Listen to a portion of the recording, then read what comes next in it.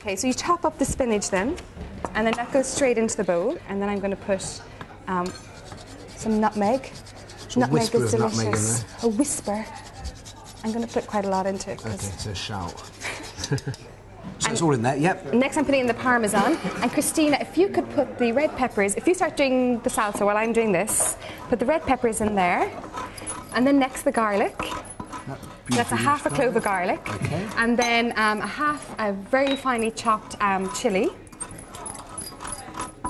And then you've got some beautiful honey in the box there.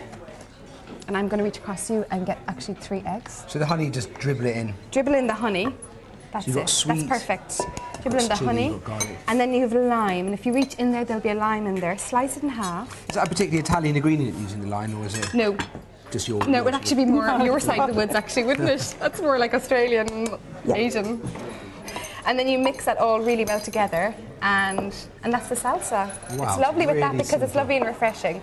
Now back to me, I've put in 3 eggs. So 3 eggs, and what's that doing in there? And that's binding it all together, and it also enriches it as well, to give it a lovely rich flavour. And just make sure all of the spinach is mixed really well through, the goat's cheese is mixed really well through. It's a lovely colour as well, isn't it? It's a beautiful colour. And then cake tin.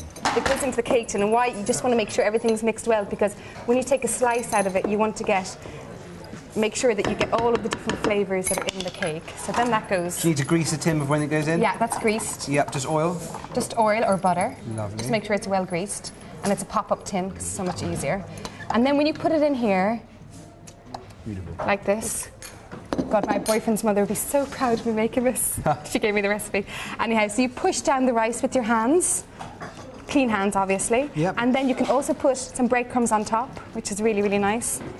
Okay, and then that goes into the oven. Do you want me to put that in the oven? What temperature? That goes into the oven, we say 180 degrees for about 50 minutes. Okay, so I'll put that in there. Were you going to do this for me? No, I mean, I'm just here at your beck and call, Clodagh. So. Okay, eggs out of the way. Now, here we go. It's lovely and crispy, and you want it lovely and crispy like that as well, and golden. And then we just slice it up.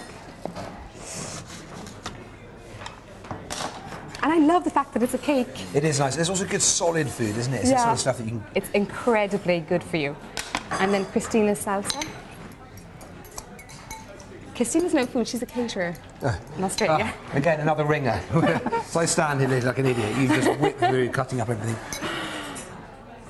And there's the salsa. And it's quite a nice kick, that salsa, as well, hasn't it? So it does. It's delicious. It kind of really gives a lovely burst of kind of zinginess into the more kind of subtle flavour of the spinach. So here is... So here is my rice and spinach cake with my red pepper salsa.